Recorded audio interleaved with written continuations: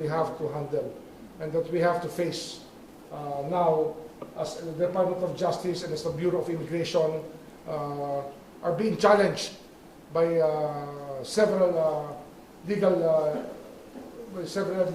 groups or several lawyers who have come out to question many things and the court's rulings on these matters.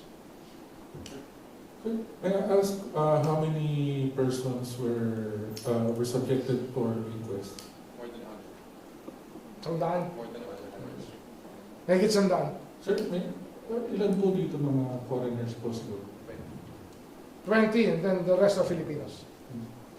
We have already made sure that in these scam activities, it's not anymore just foreigners that are being charged, but also the Filipinos who participate in this scamming. Other question on this or change topic?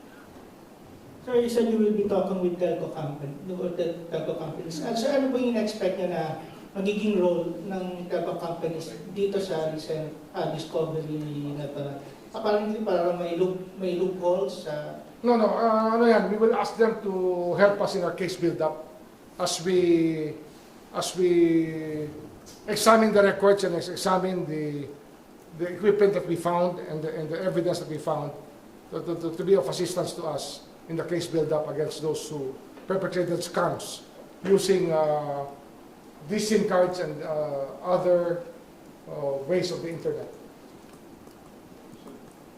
Pwede ba natin masabi na absuelto na yung Mike.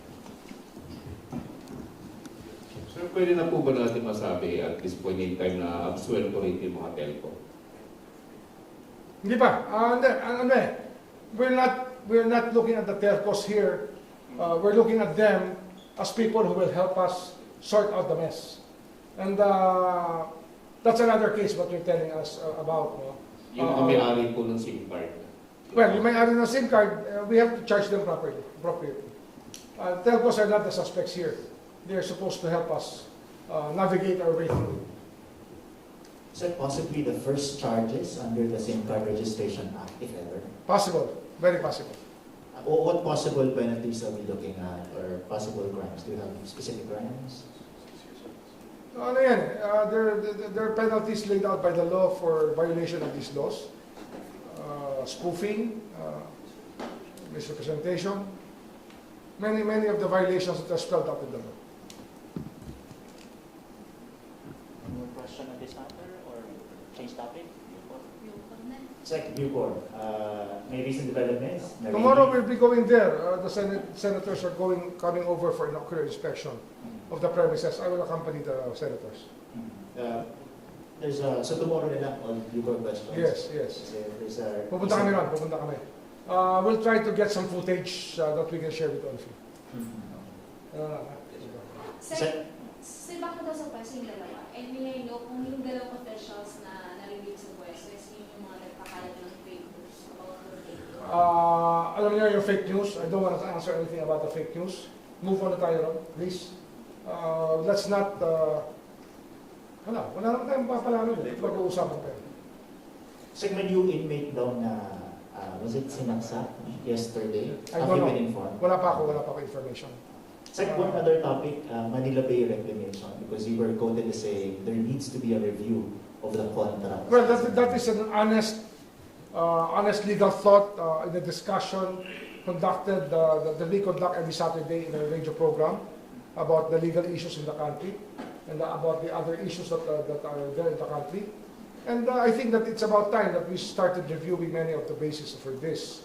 Alam naman natin, if you listen to the whole program, we were discussing the history of the floods, the history of the way that Metro Manila behaves during the rainy season. Mahabang discussion yun. Hanggang Laguna Divide to Manila Bay, the connection that happens when there's an overflow of water, and of course, the effect on the flooding effect that happens when there's reclamation. And that's an honest discussion that we're conducting. And I intend to talk to Secretary Tony Loizaga about it because we want to find out there are many issues that we have to find out about this reclamation process. Sir, what about the supposed involvement of contractors who were involved in putting up Chinese structures in the West Philippine Sea? Was that raised, or is That that was not something even that- raised because we're looking at this as a general problem of the country. Mhm. The bigger problem that we're looking at here, actually what we were discussing here was that with all of these awards of reclamation contracts by the LGUs and the PRA to all of these entities, when it rains, where will the water pass if they succeed in reclaiming the whole Manila Bay? Saan dadaan ang tubig? Baka naman hindi na lalabas ang tubig sa dagat, may iwan na lang sa atin sa loob ng Maynila, baka bahain tayo ng todo. Dapat we want to look at the integrated plan for all of this reclamation, how it's going to affect our life as a country, how it's going to affect Metro Manila, how it's going to affect us. Kasi alam nga naman na babarahan nila yung buong Manila Bay, wala nang lalabasan ng tubig pag umulan, ikaw naman ang Pilipinas. Sir, are you seeing some irregularities because these construction, these reclamation projects have already been ongoing, and yet there seems to be no plan yet? No, we want to find out what the plan is. Actually, as a person, as a citizen, I want to know what the plan is, and I think that we are all entitled to know what the plan is for the country when this reclamation happens. Remember, a basic principle of property is that the bodies of water are patrimonial property of the state. And when you talk about that, it really belongs to the sovereign Filipino people. So when you start filling it up with sand and you start taking away and reclassifying the body of water as land already, then you're taking away something that is rightfully the patrimonial property of the state. So the question is, who benefits, and what does do the people get anything for projects of this nature? So it basically goes to the reason behind the law and the laws that govern us as a country and our legal tradition. Were there permits for these projects? Oh, of course, permits may be there, but we're asking the reasons behind or the principles behind all of these awards, whether or not. The real question is, how does it benefit the rest of the Filipino people? Anyone else? Nagpatawag po daw ng emergency meeting ang Pangulong Bongbong Marcos this afternoon with regards to panibago na naman pambukuli ng China. Kasama po ba kayo? I wasn't part of it. Probably there's a security cluster that came in. And I got wind of it, of course. I was informed about what happened in the meeting. Thank you, sir. Si former Bucor Chief Bantag has filed a petition for certiorari for the Court of Appeals. What's his personality? Indictment. He has not submitted to the jurisdiction of the courts. How can the courts entertain him? Mhm. What's his personality? He He has not surrendered to the jurisdiction of the court. No answer. No answer. Right. Irrelevant. General update on Teves. Sec. After the designation as terrorist, what's the next step? Many more. Don't worry about it. It's happening every day. We are working on the cases every day. Cancellation of passports, not yet. That's already part of it. That's one of the things that we have to do. Anyway, one of the things that have not been asked is about Las Piñas' grant of habeas corpus of the four of the courts. In Las Piñas have actively granted habeas corpus petitions. And I want to tell you that I've instructed the Bureau of Immigration to file the necessary cases against the judges who willingly or in gross ignorance of the law granted these habeas corpus petitions without any colatilia for not releasing the persons unless they are being held for other cause, or for releasing the persons completely without any colatilia. Because dapat yan, pag meron ka foreigner na hinahawakan with violation of the immigration law, dapat dyan, merong colatilia ang kanilang pag-grant ng habeas corpus unless they are being held for other lawful cause. And that way, they are ignoring the jurisdiction of the Bureau of Immigration and Department of Justice with regards to illegal acts of aliens in the country. So we are filing cases against these judges so that we will find out if there is indeed gross ignorance of the law in what they did in granting the habeas corpus petitions. So, are you referring to the Muntinlupa? Yeah, no. Or CA? Las Piñas. Uh, Las Piñas judges. ano- The CA, Sa CA the CA, they granted the habeas corpus petitions, but with a colectivia. I see. That unless they are being held for other lawful cause. Mhm. That is what should be in all the Las Piñas decisions. But here, there seems to be an ignorance of the matter that the courts should not step into issues where the sovereignty of the country is involved, especially when it is an issue that's important to us at this point. Second follow-up lang po. Davis said last week that his children and friends will also be included as terrorists or will be designated. They are related interests who will be subjected to investigation also. That's a natural recourse that we have under the Anti-Terror Act. Related interests are always, because they can be conduits for the safekeeping of money, for the safekeeping of other illegal things. So they will be under the radar also of the law. Do we have confirmation, sir, if all his assets have been frozen? Because he said We have frozen many of his assets, Yeah. but not all yet. We are still tracking down a lot of them. It's a process. We're tracking down a lot of them to now, so that the process can be applied to. He has not filed a petition or request for delisting from the agency. I am not familiar with that yet. It's just the weekend, so I don't know what's happened within the past few days. So ano mga asset ni Davis ang naman? Bank accounts. Magkano po ang bank account? I don't have the number. I don't have the figures. That-freeze na kasi. May report po yung AMLAC sa inyo po. Yung AMLAC. Yes, we are dealing with the AMLAC here. The AMLAC is helping us. They're part of the team that's helping the government fight terrorists in this country. So, may sinabi lang si Representative this last week in reaction to the designation. He's saying that because of being designated as a terrorist, it will now become clear to international, other countries that supposedly the government is persecuting him. So he will use it possibly in his asylum request. What do you make of that claim? He's not here to defend himself. Why should I answer anything he says? He doesn't want to defend himself here legally with all the charges. Why should I answer questions like that? They're self-serving. So tama po ito, marami pang dummies na assets. Yes, conduits, dummies, related interests, persons who may have be helping him, people may be helping him, or corporations who may be helping him safekeep his money, or the illegal money he raised in illegal gambling, and the money that was used to pay many of these criminals who's part of his terror group. Including the lawyers.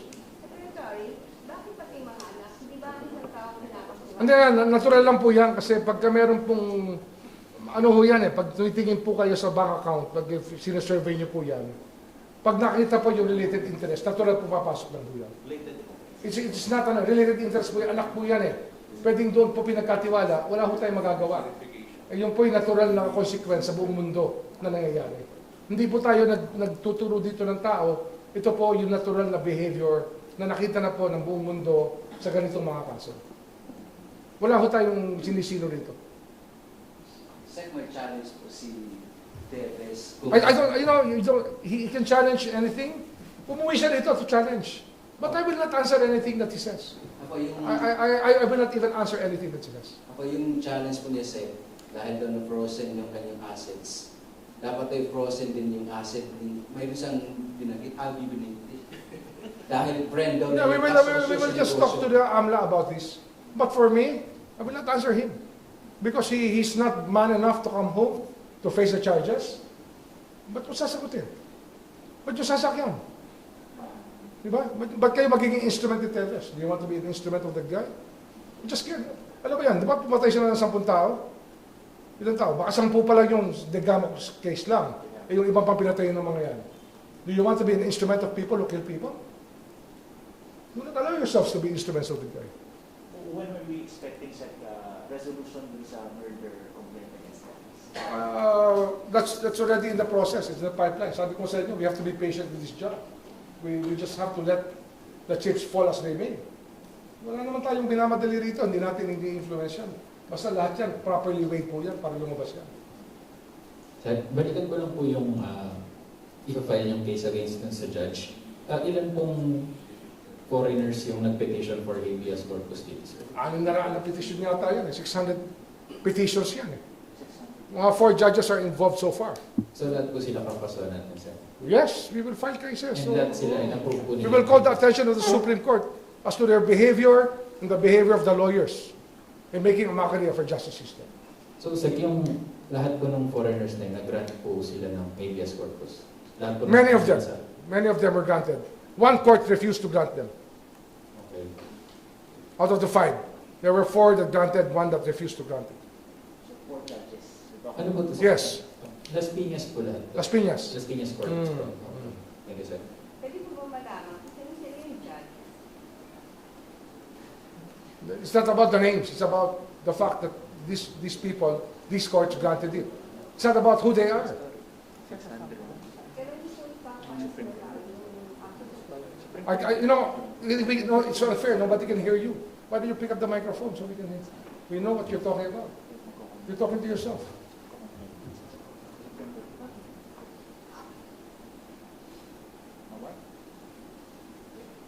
Sir, last na. Magiging... Right, right. Sorry. Sir, last na. Magkakaroon daw po tayo ng another meeting with the families of missing Salongeros. Yes, we're trying to Following schedule the- that. Asek Lavan is trying to schedule that as soon as Ano possible. yung status? Bakit daw po nag-withdraw yung ibang families? Hindi ko alam. This is why I want to talk to them. I want to know. I want to know. Paano po ito? Ano yung families? Ilan ba? Well, we're getting the reports now from CIDG. Alamin namin sa CIDG at sa NBI. Last na po, dun sa Judges, ano po yung i-file natin case before sa Supreme Court? Ano po ba?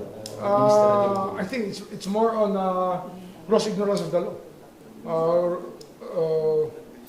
Administrative cases. But nothing to overturn the decision to... Well, they already did it. It's a fait accompli already that they set these people free without any preconditions.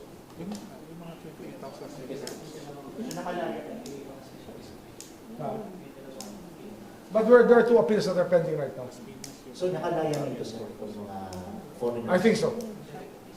Recognizance of their lawyers. Sir, ilan na lang po yung nandun sa Kongtay Pampa? I think there's still 200 or 300. 600 pa. There's 600 more. Foreigners. Foreigners. And then 600 po yung lumaya because Yes, yes. Thank you, sir. What about the lawyers sir? Yung nag-petition for writ of habeas or yung nag-recognizance? Well, we'll also look at it on the way that they're behaving here.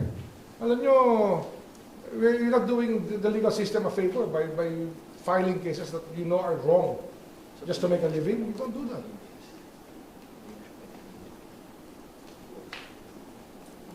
Why not? Okay, thank you. Yes, sir. Yes, I...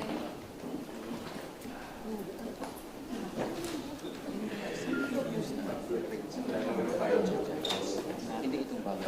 Yung pending request. Ano ba yan? Ayun.